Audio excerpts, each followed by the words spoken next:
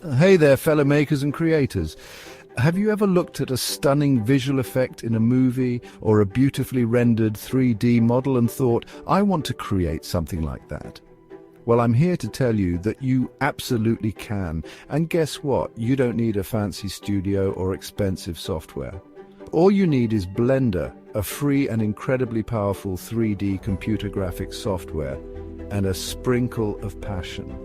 Blender is like the ultimate digital toolbox for artists, animators, game developers, and anyone with a creative vision. Whether you dream of designing realistic characters, crafting breathtaking landscapes, or bringing your wildest ideas to life through animation, Blender has got you covered.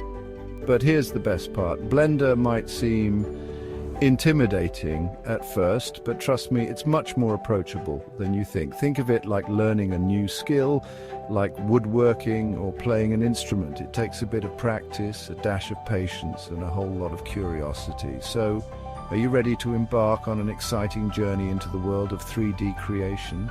Buckle up, because we're about to dive head first into the amazing universe of Blender. Alright, let's kick things off by getting Blender onto your computer. It's like setting up your workshop before starting a new project. First things first, head over to the official Blender website. It's like the digital storefront where you download this awesome tool absolutely free.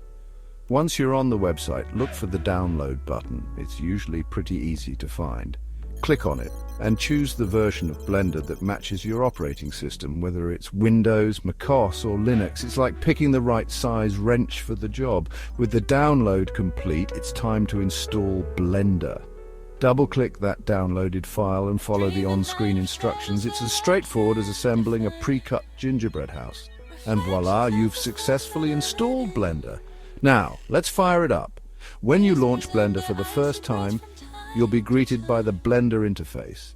It might seem a little overwhelming at first, but don't worry, we'll break it down together step by step. Think of it as familiarizing yourself with a new workshop, exploring all the tools and nooks and crannies. Take a moment to look around. You'll see the 3D viewport in the center, which is like your digital stage where all the 3D magic happens. You'll also notice various menus, buttons, and panels surrounding the viewport.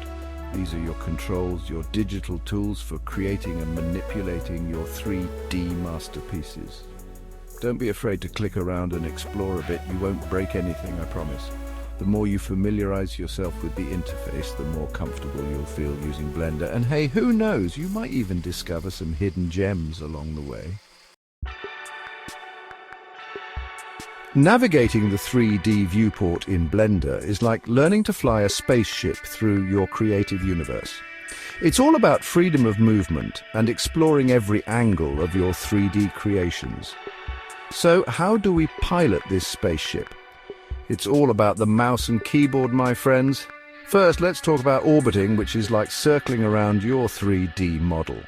To orbit, simply hold down the middle mouse button and move your mouse.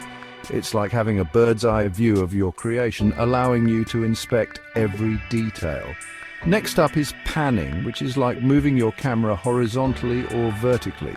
To pan, hold down Shift and the middle mouse button while moving your mouse. It's like adjusting your view to get a better look at specific areas of your model. Now for zooming in and out, which is like adjusting your digital magnifying glass, simply scroll the middle mouse wheel up to zoom in and down to zoom out. It's a handy tool for getting up close and personal with your work or taking a step back to see the bigger picture. But navigation is only half the battle. We also need to learn how to select objects in our scene, like picking up the right tools for the job. The most common way to select an object is by right-clicking on it. It's like pointing your finger and saying, I want to work with this one. You can also select multiple objects by holding down Shift while right-clicking. It's like gathering all the necessary components before assembling a masterpiece. And if you want to select everything in your scene, simply press the A key. It's like calling in the whole crew for a brainstorming session. Once you've selected an object, you can manipulate it in various ways using the Move, Rotate, and Scale tools. These tools are your digital sculpting instruments, allowing you to shape and mold your 3D creations with precision. Remember, practice makes perfect. The more you navigate and select in Blender, the more intuitive these actions will become. It's like learning to ride a bike. A little wobbly at first, but soon you'll be cruising through your 3D world with ease. Section 4. Building blocks of creativity, basic modeling techniques. Modeling in Blender is where the real magic happens. It's like sculpting with digital clay, transforming simple shapes into complex and intricate three-dimensional models. But before we tackle complex creations, let's start with the basics, the building blocks of every three-dimensional masterpiece. Blender offers a variety of primitive shapes like cubes, spheres, cylinders and cones, which are the starting point for most modeling endeavors. It's like having a set of pre-cut shapes before building a cardboard castle. To add a primitive to your scene, simply press Shift+A, which brings up the Add menu. From there, select the desired primitive and voila! It appears in your three-dimensional viewport, ready for transformation. Now let's talk about two fundamental modeling techniques, extruding and loop cutting. Extruding is like pulling a new shape out of an existing one. Select a face or edge of your object, press E, and then move your mouse to extrude. It's like stretching and shaping dough to create different bread forms. Loop cutting, on the other hand, is like slicing through your model with a laser cutter, creating new edges and faces. To perform a loop cut, press Ctrl+R, position the loop cut using your mouse wheel, click to confirm, and then move your mouse to adjust the position of the new edge loop. It's like adding more detail and complexity to your digital sculpture. But sometimes our models need a little more refinement, a smoother finish. That's where subdividing and smoothing come into play. Subdividing increases the number of polygons in your model, making it smoother and more detailed. It's like replacing a low-resolution image with a high-resolution one. Smoothing, on the other hand, averages the positions of vertices in your model, resulting in a smoother surface. It's like sanding down rough edges on a wooden sculpture. Remember, modeling is an iterative process. Don't be afraid to experiment, make mistakes, and learn from them, and most importantly, have fun with it. The more you practice these basic modeling techniques, the more comfortable you'll become with shaping and molding your digital creations. Section 5. Adding realism with materials and textures. Imagine building a stunning sandcastle but leaving it bare, without any intricate details or vibrant colors. It wouldn't be nearly as captivating, would it? That's where materials and textures come into play in the world of three-dimensional creation. They're the digital paintbrushes that transform our models from bland to grand. Materials determine how light interacts with our objects. They define properties like color, reflectivity, and transparency. Think of it like choosing different types of paint for your sandcastle: matte for a sandy texture, glossy for a wet look, or even metallic for a touch of sparkle. To apply a material in Blender, select the object you want to work with and navigate to the Materials tab in the Properties editor. From there, you can create new materials, adjust their properties, and assign them to your objects. Textures, on the other hand, add surface details and patterns to our models. They're like the intricate carvings and decorations on our sandcastle, bringing it to life with realism and depth. Blender supports various types of textures, including image textures, procedural textures, and normal maps. Image textures, as the name suggests, use images to wrap around our models, like applying a patterned wallpaper. Procedural textures, on the other hand, use algorithms to generate patterns, like creating realistic wood grain or marble. Normal maps are a special type of texture that creates the illusion of depth and detail without adding extra geometry. It's like magic, making our models look incredibly detailed without burdening our computers. Applying textures in Blender is similar to applying materials. In the Materials tab, look for the Texture section. You can then create new textures, choose their type, adjust their properties, and map them to your models.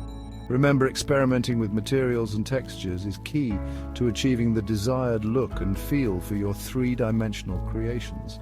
Play around with different combinations, adjust their properties, and see how they interact with lighting.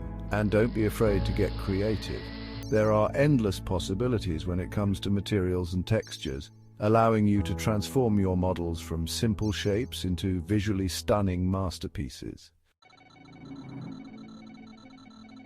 Section 6. Setting the mood, lighting, and rendering. Lighting in the three-dimensional world is like setting the stage for a captivating performance. It's the secret ingredient that brings depth, emotion, and realism to our digital creations. Just like in photography or filmmaking, lighting can make or break the final look of our three-dimensional scenes. Blender offers a variety of light sources, each with its unique properties and effects. Point lights, for example, emit light in all directions like a bare light bulb. Sunlights, on the other hand, simulate the sun, casting parallel rays and creating realistic shadows. Spotlights, as the name suggests, emit a focused cone of light, perfect for highlighting specific areas. To add a light to your scene, press Shift+A and select Light from the Add menu. Then, choose the type of light you want to use and position it within your scene using the Move, Rotate and Scale tools. Once you've added your lights, it's time to adjust their properties. You can change their color, intensity, and even add effects like shadows and soft edges. Experiment with different settings to see how they affect the overall mood and atmosphere of your scene. Now let's talk about rendering, which is the process of generating a two-dimensional image from our three-dimensional scene. It's like taking a photograph of our digital masterpiece. Blender uses a powerful rendering engine called Cycles, which simulates the behavior of light in the real world, resulting in stunningly realistic images. To render your scene, press F12 or go to the Render menu and select Render Image. Blender will then calculate the lighting, shadows and materials in your scene and generate a final image based on your render settings. Remember, lighting and rendering are essential aspects of the three-dimensional creation process. Take your time to experiment with different light sources, adjust their properties, and fine-tune your render settings to achieve the desired look and feel for your scenes. And don't be afraid to break the rules. Sometimes, the most visually striking images come from unconventional lighting setups. So, unleash your creativity and see what amazing results you can achieve.